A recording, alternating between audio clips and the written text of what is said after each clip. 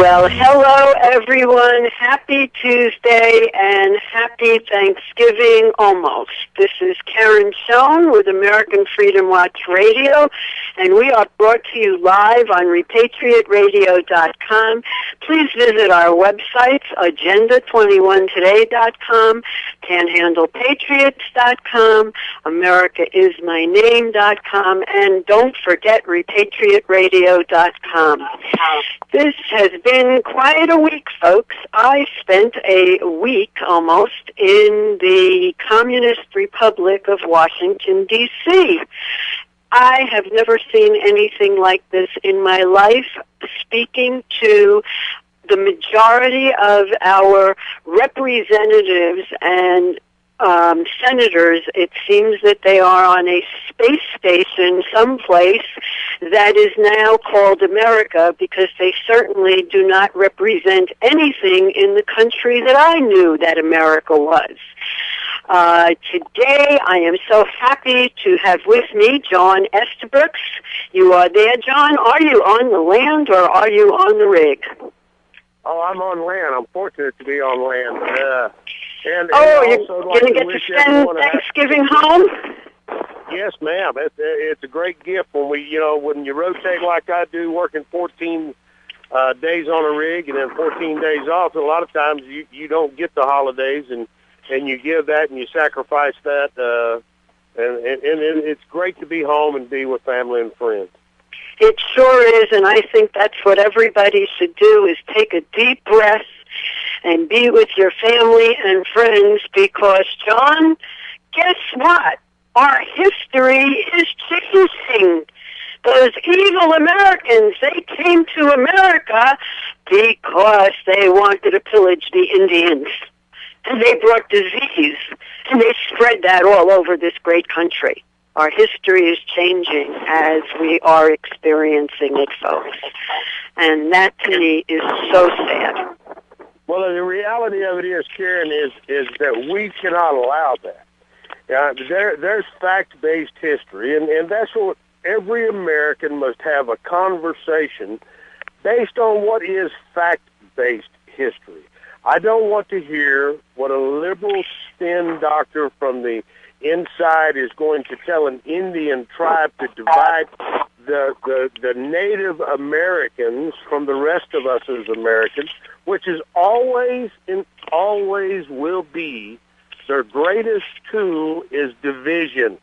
If I want to divide my Native brothers from the rest of Americans, I tell him a story about the great harm that the white man brought and perpetrated on him as a human. The farce, the lie. The first Thanksgiving was the celebrations of what the Indians gave to the founders, the people that came to this nation with great hope. And we ran. We were running from tyranny. We were a people that were looking for a place to share freedom. That is exactly right, folks. Do not forget, this is so important. And instead of running off and going to Black Friday, might be a good suggestion to actually buy a few history books and share with your family the beauty and the importance of America and freedom. Because going and celebrating Black Friday and buying more of the junk that you buy, I want you to think about this, folks. Those people that are pushing their services and their goods are the same people that give all of your hard-earned dollars to the liberals who go out and create these programs designed to crush you. So you are feeding the beast. And that's one of the things that we have to stop doing if we are going to have any semblance of freedom left. And it's hanging by a thread, but a thread is better than not hanging at all. Then it's actually hanging by many threads. And the most important thread is what John said. It is the truth. Because the liberals believe there is no fact, therefore there can be no truth, and the only reality is the reality that is given to you by your government. That's what they have been teaching your children. That's what they have been doing. Folks, we can't stand for that. People contact me all the time, John, and I'm sure they contact you and they ask me, what can we do? And you know what my answer is? Tell the truth. Stop buying into this liberal garbage, the propaganda, the political correctness, and call the names of what the things are by their rightful names. When somebody behaves like a communist, they're a communist. If somebody lies, they're lying. They're a liar. If we use the right words and get command back of our vocabulary, we will have a wonderful chance.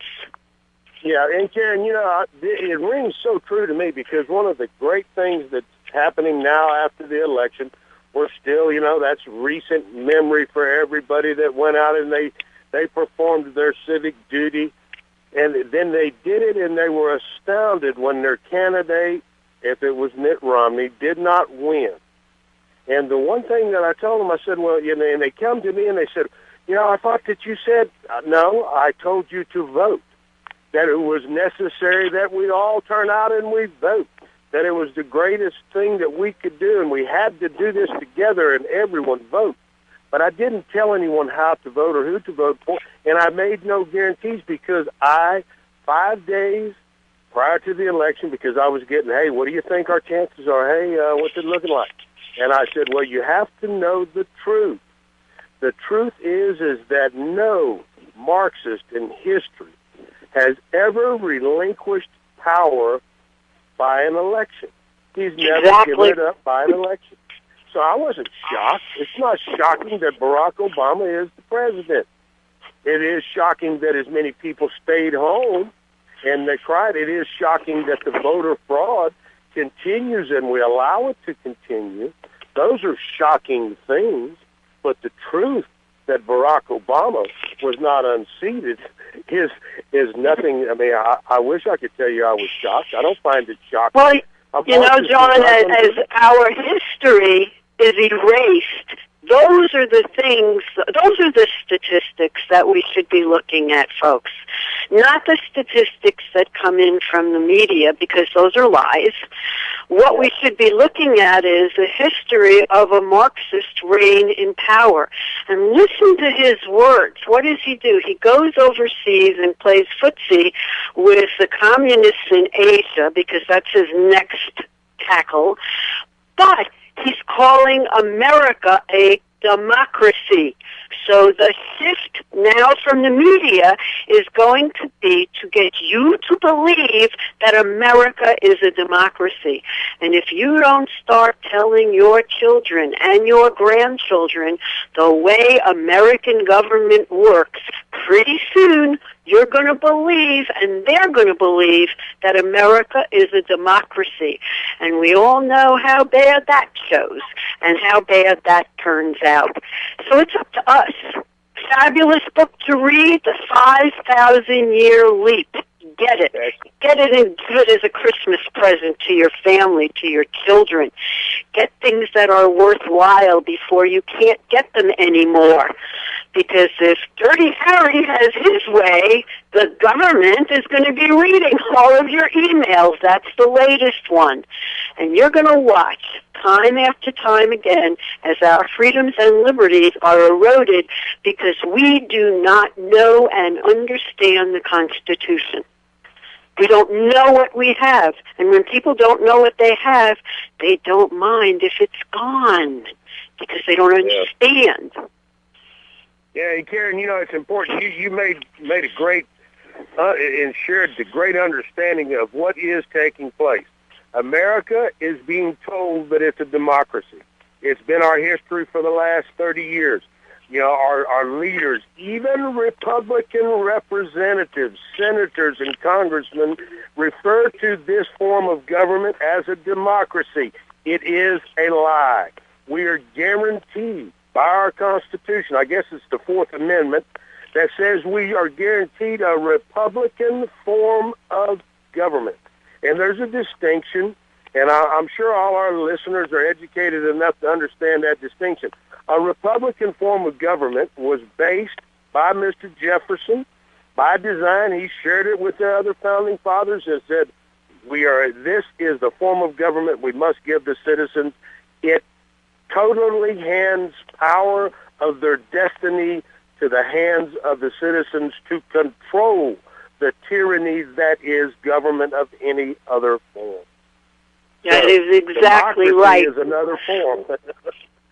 We elect representatives, and representatives are supposed to represent us.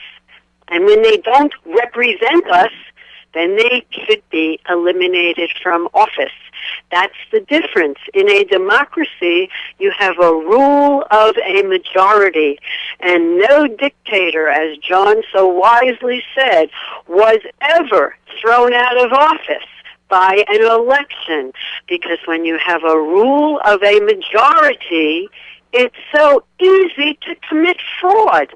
And folks, that's really the focus of what I want to talk to everybody about. Washington is broken. They are going to be placing laws and rules and regulations and on top of our citizens that you are not going to believe. Our energy sector is going to disappear. Your energy costs will necessarily skyrocket. Again, we go back to Agenda 21. What is their goal and motivation? Their goal and motivation is depopulation. If people freeze, they don't care because they are atheists. And life, as we know or we think, has no meaning to them. They have no accountability to anyone. They have no conscience. They don't care. We have to stop thinking about them the way we are concerned and stop putting our values on them because they are our values, because we believe we are moral people. Communists are not moral. They don't care about people. You are just as good as your ability to work for the state. That's what you are good for, to work for the state. There's nothing else, no other purpose to your life. And you learn that and you're trained from the day you enter school, and they are doing that through those wonderful Common Core standards. They are designed to deplete and destroy a state's budget, just as health care is. It has nothing to do with health care. It has to do how much money can we steal from we the people. So we have to go back. We have to group together, and we have to be purveyors of the truth, because the only thing, the real thing that connects John and Karen, the one thread that could never be changed, is the truth. And that's what connects all of us. That is the most important thing. That is the only thing that will stop dividing people, is the knowledge of the truth. And once we tell the truth, it's very hard for people to divide you. So we have to become purveyors of the truth. I believe that Kenny Edwards has joined us. I have joined you. Hi, Karen. Thank you. John Estabrook, meet Kenny. Hey, Kenny. Hi, John. And we've been talking about the truth, Kenny, and you have a phenomenal story that I want to share with everyone, because that is a perfect example of lies and how lies are destroying our country, and how we have to stop telling lies, because, Kenny, what you have done is tremendously courageous. So thank you so much for joining John and myself today. And why don't you tell everyone a little bit about yourself, so I'm not speaking in cryptic. I want you to tell your story. Well, I appreciate you having me on. Just a brief history. I spent 20 years in the airline industry. I was in ground operations for about half of that, and then I became a pilot. And about 5 years ago, I was a captain at a regional airline, and I had a plane full of passengers, and we had a near collision going into West Palm Beach. And the piece of equipment that very likely saved us is a collision avoidance system. And that piece of equipment broke on the following flight. So I still had one more to do with passengers, and I requested that the company either fix it or replace it. And legally, they don't have to if the captain is willing to go along with it. And because of the fact that we'd just been in a near collision and there were some other mechanical issues as well, I thought that it was much safer to go with it. And they didn't agree, and the boss called me and said, if you don't go, you're terminated. And just so your listeners understand, there's only two people that put their name and sign the document for that flight. One is the dispatcher, who does the flight planning and all the paperwork behind the scenes, and they deem that it's safe to go with that fuel load and with the equipment that we have and that flight plan. And of course, the captain has to sign it as well. And by signing it, you're accepting the liability for the conditions that the dispatcher set forth. And I didn't think it was safe enough. I made it very clear, and I refused to sign it, and I was terminated on the spot. And that in itself was bad enough. But Kenny, I need you to repeat that because that one has to sink in. You were placing your passengers in utmost safety, and because of that, you were terminated. Folks, think about that. Think about that. The next time you get on a plane, think about that. Every time I hear you say it, I can't believe it, and yet it has happened. I'm sorry, I didn't mean to interrupt, but that was the most staggering thing. No, you're absolutely right. It was a surprise to me as it was to my co-pilot who I was flying with. He also refused to fly that airplane, and he was threatened with termination. So they eventually found pilots who would come in and fly that flight, unbeknownst to the passengers, without the proper safety equipment. And being terminated, I went through the only avenue that's really available to pilots is that you become a whistleblower. You go on the FAA's website and you fill out a whistleblower complaint. And it goes to the Department of Labor and it goes to OSHA as well. So 3 different departments get your complaint. Well, the FAA opened their report, their investigation, and they sent me a letter telling me that, and then 6 weeks later, they closed it without doing an investigation. The letter said that they did a complete investigation and couldn't find any wrongdoing by the company. Well, at that point, it was obvious that they were lying. So I went to Congress, and I got a hold of somebody in the Transportation and Infrastructure Committee in the House, and I explained it to them, and in a nutshell, they ordered the FAA to reopen the investigation, and they sent a team of investigators to do a real investigation, and the result of which was that the team wanted the airline shut down for systemic safety violations. And the top brass at the FAA, for whatever reason, didn't do it. And essentially nothing happened for almost a year. And there were a few stories in the local media in South Florida, but it wasn't a national story. And then Colgan, Flight 3407 up in Buffalo, crashed.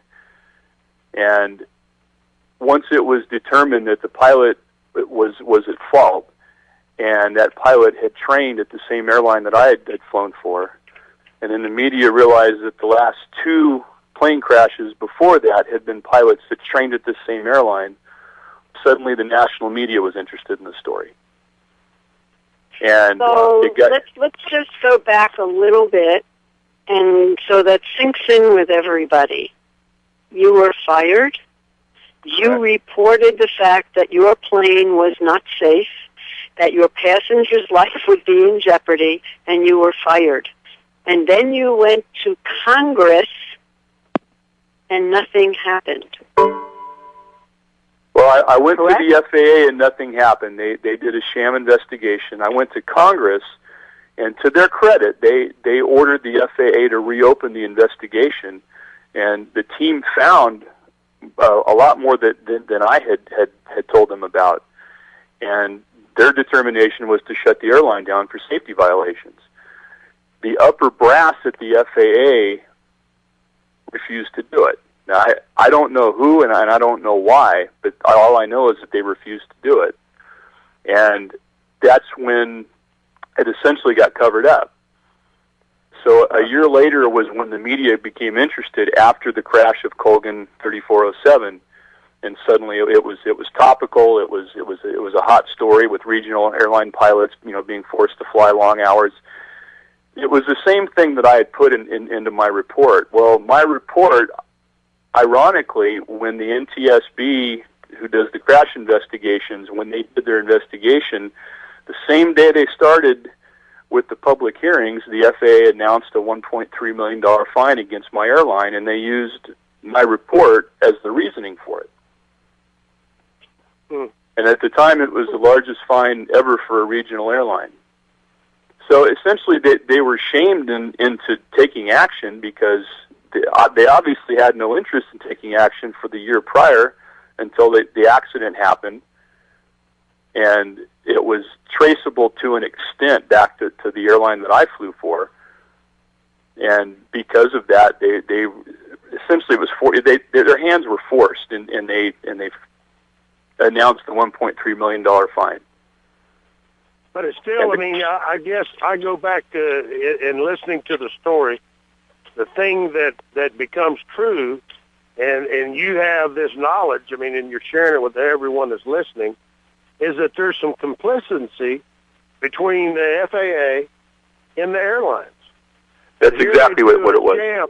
Yeah, they do a sham investigation when you go with the truth and you say, hey, I was confronted with either flying a plane that I knew had risk and hazards associated that I was not willing to do, and that's a moral issue. And that's the right stance. So you do the right thing, and then the people that are supposed to have your back and support you are found to be immoral and operating with a government agency.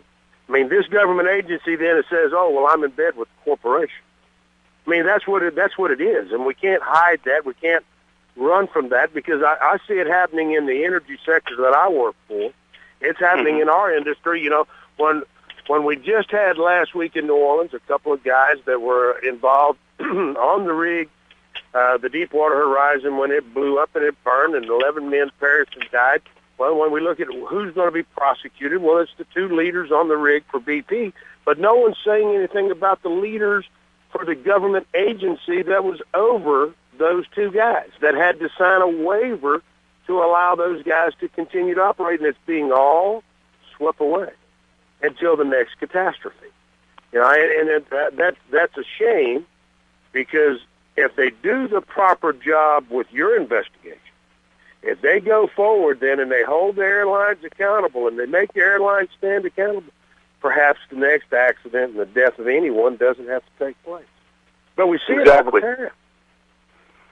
And that's why you are willing to risk your career and to an extent your reputation to continue to push this. And by doing that, I've fallen into the company of a number of whistleblowers, mostly federal whistleblowers. And because I was a private sector employee who blew the whistle, I still have access to the court system. I can still sue and go through a trial, which we're in the process of doing. But federal whistleblowers aren't so lucky, and their process is if they see something that they think is bad enough to where they need to report either a safety issue or a corruption issue, they have to go through the Office of Special Counsel, the OSC, and there's a procedure that you go through. But the problem is that presidents usually put people in those positions who are corrupt, and the last few presidents have done that. And in this case, it was a George Bush appointee, a guy named Scott Block. And just to give you an idea of what the scorecard is, the whistleblowers have won 3 cases, and the government's won 226. Yeah. So it's kind of like the Washington Generals. Yeah, it's kind of like the Washington Generals basketball team playing the Globetrotters. You always know who's going to win. Yeah. Yep. And I guess I don't know how many of these cases, it's phenomenal that we, the citizens, accept this. It just come to light now because I watched the EPA very closely because they are out to destroy the industry that I work in, and they're doing a great job of it. And their head, appointed by the president, Lisa Jackson now, it comes to light in the last few days, that anybody that is filed for Freedom of Information documentation from her is now confronted with the fact that this lady is so corrupt that she has had to set up aliases and email accounts under false names and stuff so that she can communicate interagency stuff that she doesn't want to become public knowledge through the Freedom of Information Act. So there is no transparency. It's all lies, smoke, and mirrors from the inside of the government. And if someone steps out now, and someone did have to reveal, someone of her cohorts at the EPA had to reveal that this lady, she's actually got this stuff going back and forth, but she uses alias emails and alias accounts that she set up to have that happen. Now, what happens to that person who is a whistleblower, because they've leaked this now to those of us that are seeking out the truth and want to find out, what is Lisa Jackson? There's a lie being told about the harm of the Keystone Pipeline. Well, okay. What did Lisa Jackson? Did she have inside information? Did she skew the facts? When the reports came in, and that's what we know as an industry, lies are being told, lies are being shared with the American people about the harm that this will do, and there's no truth to it. Same thing that it's amazing. What do we do? And I guess that's the perspective. I mean, you as an inside whistleblower, a person that's one of us, a citizen that stood up and did the right thing. What's your take on how do we turn this back? Well, I can tell you that a lot has been tried by a large group actually of whistleblowers from throughout the different industries. And they've been going through the House, they've been going through the Senate, they've kind of assembled their own lobbyist group, and they keep trying to get a bill passed that strengthens and protects the whistleblowers. And it always sounds like a great idea until the very last minute, and it suddenly, something always happens and it just disappears. And I applaud them for their perseverance, but there comes a point where that's just not the avenue. So it's a great question. It's one of those things that if you don't allow whistleblowers the protection that they deserve to point out the corruption and a system that's become rotten to the core, then we've essentially become a socialist nation. And I wish I had a better answer for you. Well, no, I think that you're spot on. Again, we've got to be telling the truth, and that is what the truth is. And, as long as we continue to tell the truth, that's the only thing that we have. People constantly ask me, they'll call and they'll say, Karen, what can I do? What can I do? And my answer to them is always the same. You have to tell the truth. There is no other choice. You have to keep on saying it. You have to be prepared that people are going to call you names. You have to realize that people are going to say horrible things about you, and you have to be prepared, because the one thing that we have is that document that says factual information. And no matter how you twist and turn it, it doesn't make any difference. A fact is still a fact. A fact is the truth. And their goal is to make us look like fools, make us, and then I go back to and I go, sticks and stones, guys, it doesn't make any difference. Names aren't going to make a difference to me. I don't care. I've been called a lot worse by a lot better people, and it doesn't matter. So as long as you're rooted in the truth, that's what has to prevail. One of the other things while you were talking, Kenny, I was thinking too, we need to become citizen journalists. even though a lot of our information will not get picked up by the mainstream media, a lot of people are beginning to do videos. They're beginning to call into internet stations. I'm noticing that there are even internet TV shows that are popping up. It's becoming more and more of a source of where to get information. And if we start doing that, I think that'll help also. Well, the mainstream media is helping us. Yeah, go ahead.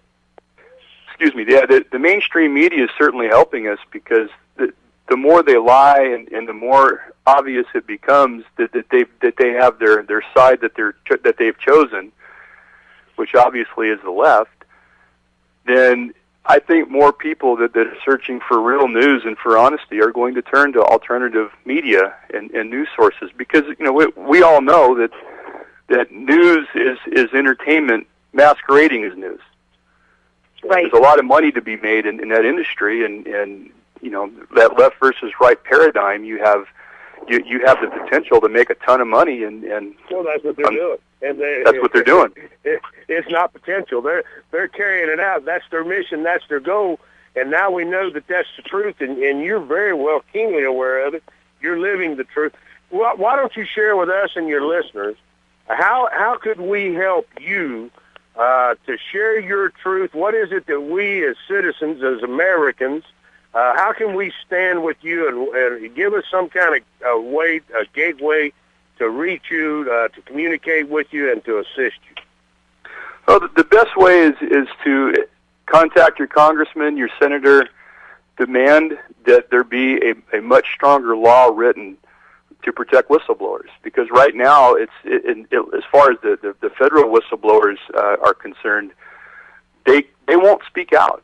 If an FAA inspector sees a safety issue with an airplane, they're probably not going to, or at the very least, they're going to have to weigh in their mind whether it's worth their career or not.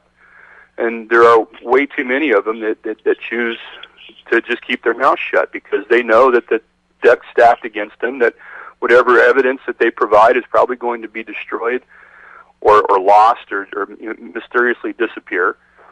So I would start with going to Congress and demanding whistleblowers be protected. And it doesn't matter which industry. It doesn't matter if it's public or private sector. It's still, to me, it needs to be, we need to be protected.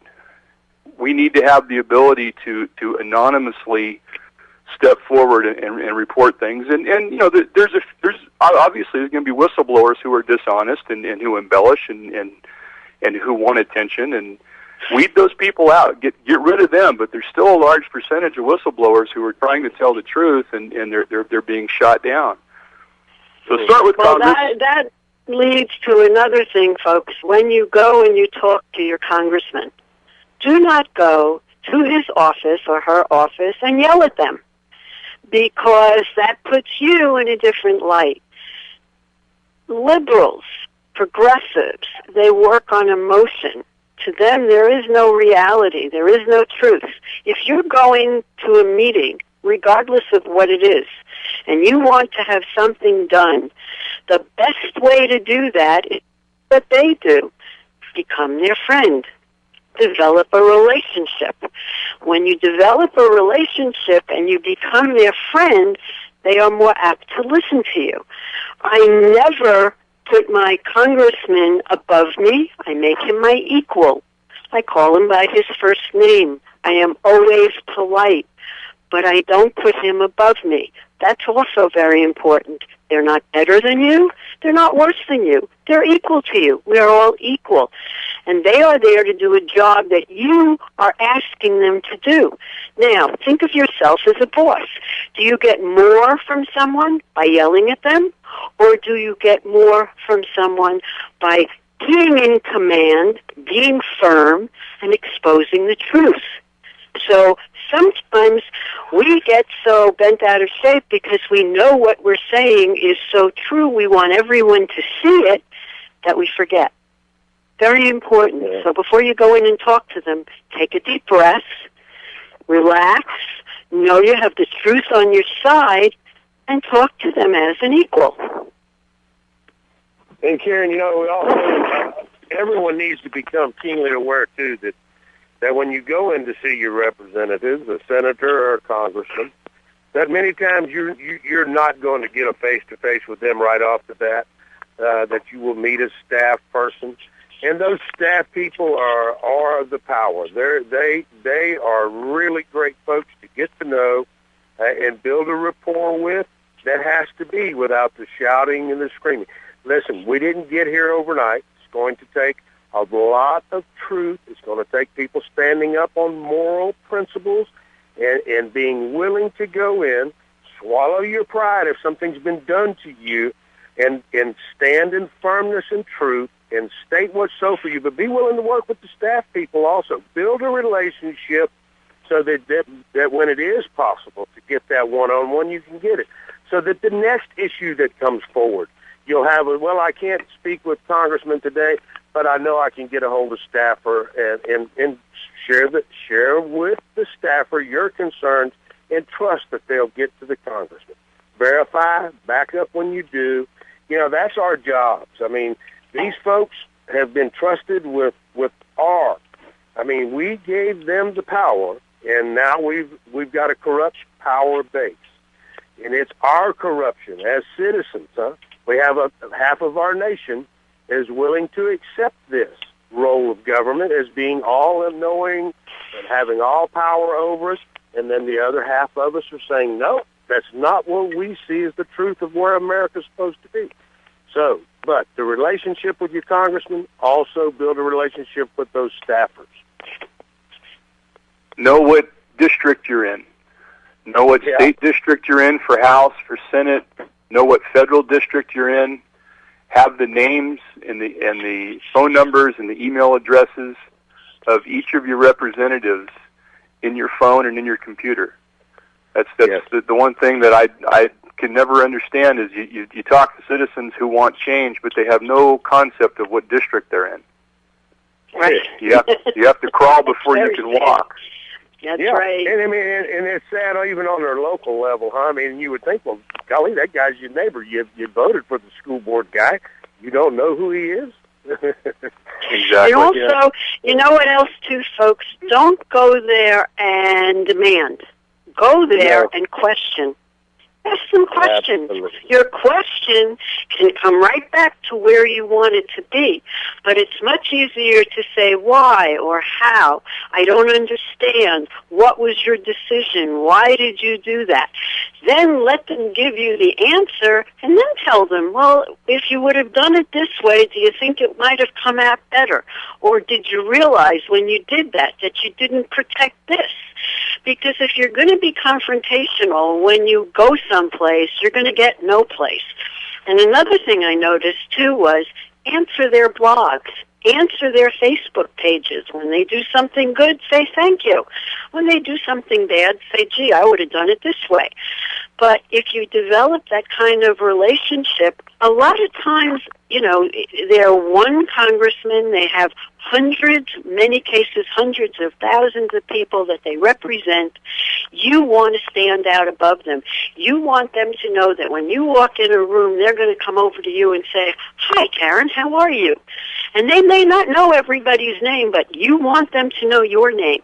So get yourself published. Write letters to the editors. Don't expect that all of the letters are going to be published because they won't. Make them short and sweet, but get that message out.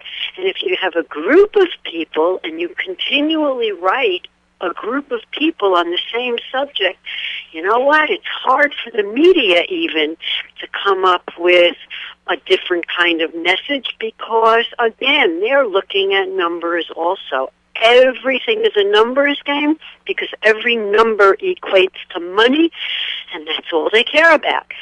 So this is a movement that we have to do by taking our clues from the same people that just changed the messaging and made a total election about a $16 contraceptive instead of a $16 trillion debt just by getting out the right messaging. Good point, Karen.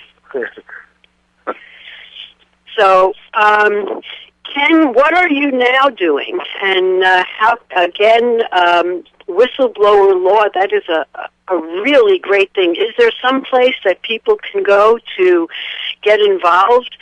Everybody, it's interesting. Everybody knows somebody who knows something. And everybody knows or has seen something that's wrong, and too often people think they're alone. And that's another thing, folks. You're not alone. You are not alone. What you're experiencing, millions of other people are experiencing the same thing. So don't ever feel that you're alone. That's what they want you to do. They want you to think that it's you out there all by yourself, and just because you said it, you're wrong. And that's the message that goes out. You got to get past that. You got to understand, as Ken said, there are many, many whistleblowers out there. They're just stuck because they don't feel they have the support of the people. Imagine thinking about getting on an airplane and wondering whether or not it's safe. Oh, my God, I just thought of that. What do we do, Ken? Not fly anymore. That's luckily, it's not that prevalent within the industry to see such an obvious safety violation. Most major airlines, you don't see that. Most major airlines, and I had worked for one for 10 years before I became a pilot, and I worked very closely with the flight crews, and I can tell you that when a captain says no, very rarely will the company challenge that. And if they do, they'll challenge it later. They'll cancel the flight, but then, of course, they'll call the pilot in later for a disciplinary hearing and ask why they chose that avenue as opposed to the one that creates revenue. But I think that's a great start. I know that the last attempt with the whistleblower law didn't make it, and it was the 11th hour decision, and it was a Republican senator who chose not to allow it to go forward. And wow! So it just goes back to prove the theory that Republicans and Democrats are the left and right arm of the same body. Yes. Right, and that's very important, folks. Remember that wolf who put on that sheepskin doesn't matter whether he has an orange or a deep on it. It doesn't make any difference. He's still the same wolf. It doesn't matter. What you have to do is get to the person, understand the issues, and work on the issues. And then you'll find the right people. The things that have been flying around and what's going around on the Internet and all of the things that are happening, I have to tell you, I am astounded that we don't have a whistleblower law. But all that is another way to attack our First Amendment. And the interesting thing that I find that no matter how they attack the First Amendment, if the underlying premise is the truth, it really doesn't make any difference. Because they can twist, they can turn, they can call, they can do. But the First Amendment is the First Amendment. And you can't be opposed to it if what you're saying, if your net result is the truth. That's what we have to focus on. And we have to be thankful that we still live in a country, of course, if we keep it up, our truth is going to change, because that's really the bottom line of what's happening, folks. And I always go back again to the same place. If we don't clean up what's going on in our schools, it doesn't make any difference. And so, being the teacher, here's your homework assignment for this week. Go online, go to YouTube, and there is a 5-part video called Stop Common Core. I want you to see it, because even those of you that love Common Core will understand why we are accepting the lies. And that's a hard thing to grasp. Why are people so accepting of the lies? Because even when we first met and we were talking about BP and a lot of the things that are going on and had gone on with BP, and we were amazed at what was coming out of the administration and how they were lying continually about not stopping, the oil from going into the ocean and going into the Gulf, and what they were saying about it was total lies, and yet the people accepted it. Couldn't understand why. And it's a great detriment, Karen. The one thing that's going to be a reality about what we knew then, because, I don't know, I guess it's been within a month of the incident, we were sharing with people. I know I openly shared with EPA folks, people inside the industry that would listen to me, that you better look at what you're doing with this Corexit. You better look at what this product is. You guys are going to be killing marine life. This is going to be toxic for decades. And, I was pretty much scoffed at and was told, look, you really need to back off of that. We're going to do that research and studies later. It's too late. It was too late. That's right. And here it is later, and guess what? Here we have the same problems, and now they can't figure out that the marine life is dying, and a lot of bad things have happened, and oh my goodness, might it have been the Corexit? We are a nation that unfortunately is consumed by crisis, and we have been led to do that. It's crisis management, and that's what the left loves. They love managed crises. They create them, and then they can manage them, and then they have an answer for them because the people will scream. And we go back to the original Hegelian dialectic, which says, create a crisis, people will scream, the government will create the cure. And that happens in the aviation industry, and as we just saw, it happens in the energy sector, as we are experiencing now. The whole thing with BP was to shut down the drilling, shut down the Gulf, shut down the Gulf. John, I meant to ask you, I heard on the news last week that the prediction is that America by 2020 will own the energy industry. And I am assuming that that is coming from fracking and natural gas. Am I correct? Well, I guess I'd have to have an understanding of what you mean by own the energy industry. We have more energy than, which we have been saying for a long time, that we have more natural resources and energy sources than the Middle East, and all of the Middle East combined. Yeah, but here's the failure, and I want people right now, because, while we're on it, let's go ahead and let's get the truth out. The truth is that these companies that are doing this stuff, even on private property, this is American reserves, okay? American-held natural resources. These resources are being tapped by foreign nations. American, as far as us owning them, yes, we own those resources.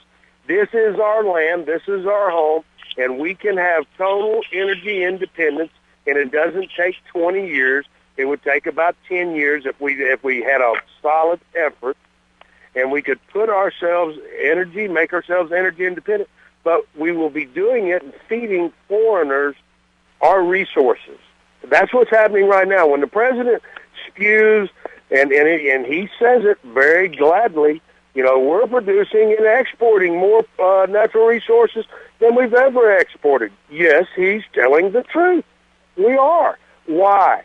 Because his EPA is not allowing manufacturing and refining here in America for Americans. He would rather see it go to third world countries. And that's a huge issue. So yeah, they're right. We'll be totally energy independent, but because we have enough resources, but who's going to benefit? It's not going to be you and I. They are still going to push, just like they are today, and they will tomorrow. For the next 4 years, they're going to push solar. They are going to push wind. They will make it They will subsidize it through subsidizing, not the lie that they're subsidizing oil and natural gas. That is a lie. There's no truth in that. We get a tax break. That's not a subsidy. The wind and solar power people are getting subsidized. Billions and millions of American dollars handed to them by grants. That's a subsidy. And that's going to continue under this administration. That's what Barack Obama believes must happen. There's not going to, anything that's going to take place won't take place in this 4-year term. Kenny, when John is talking about, let's just make this all clear for all of our listeners, how connected all of this is. As energy costs go up, what happens to the airline industry? It gets passed on to the consumer. Thank you. And the airlines run on a very, very small profit margin, much smaller than most retail and a lot of other industries. And their fixed costs are limited. Their variable costs, which a lot of that is fuel, is a very large part of their balance sheet. So they can't sustain it. It will be passed on to the consumer. Yes. Okay, I want everybody to understand that when Barack Obama says, I will not put a tax on the middle class, think about your next trip. Think about your next air travel. Think about anything that you do. What will happen to you as a result of escalating energy costs? Those companies, just as Ken said, their goal, they have to create a bottom line called a profit, not a dirty word, to their investors. Otherwise, their investors will not invest. And if the investors do not invest, there is no business, as we just saw with Hostess. Guess what happens? When the company is not profitable, the company goes out of business. When the company goes out of business, jobs are lost. That's the game, folks. So by Barack Obama saying, I'm not going to place a tax on middle-income people, that is a lie. Because as costs of goods go up, of which energy and food are not considered, not underlined 3 times, not considered in the inflation equation, what happens to your wallet? Mm-hmm. So, folks, we have a lot of hunkering down to do for the next 4 years because, for the most part, I would think, unless you're an illegal immigrant, it's certainly not going to be very pleasant. One of the things that we can do in our own states, and I'm telling all of you, you must get behind your governors and tell them, do not, under any circumstances, put in a state exchange for health care, because that is designed to bankrupt your state.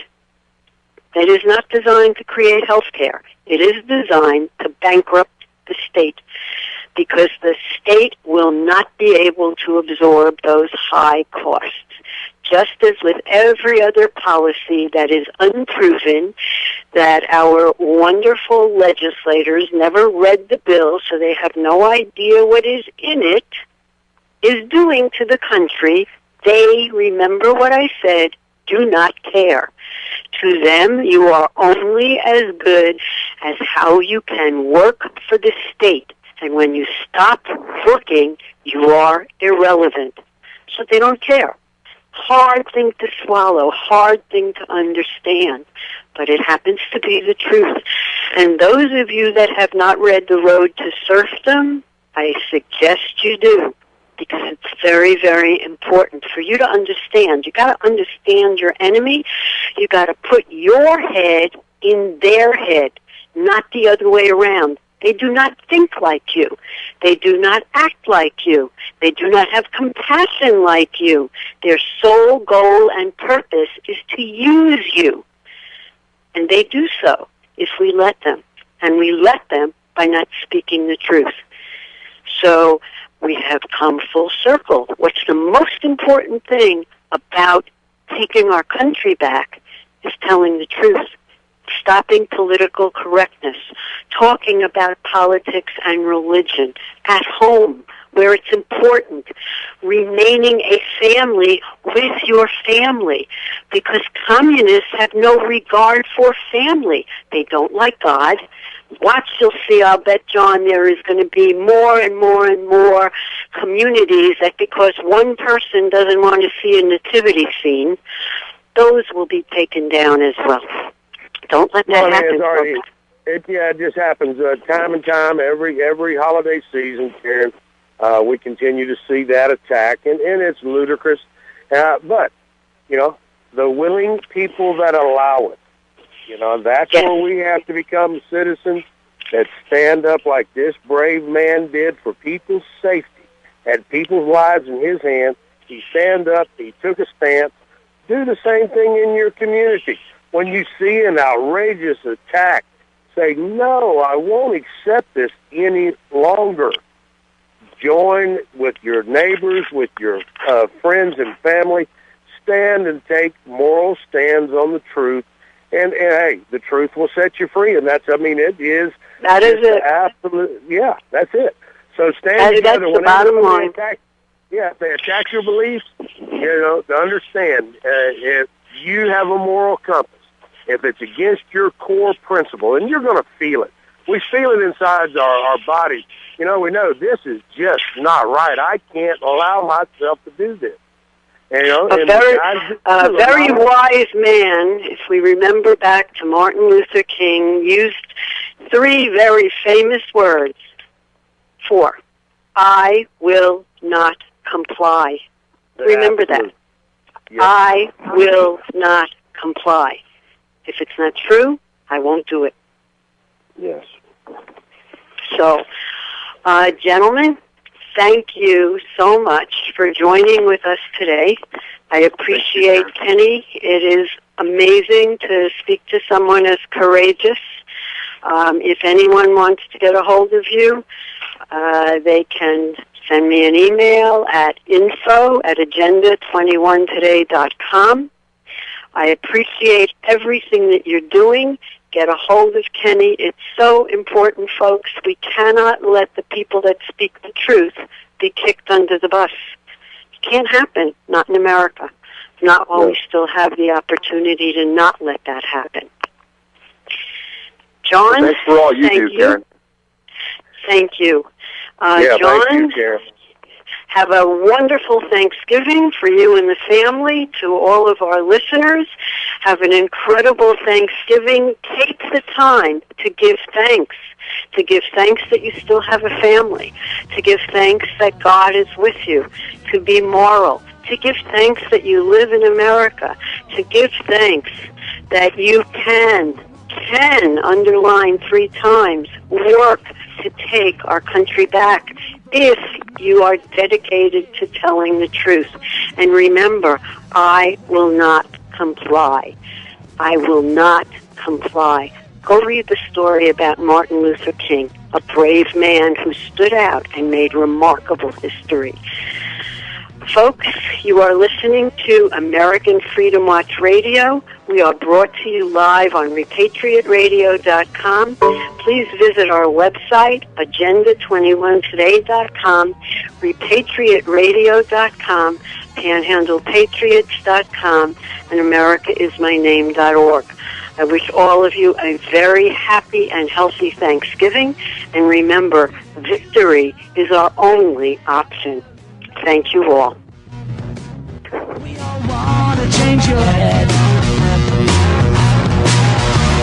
You tell me it's the institution way.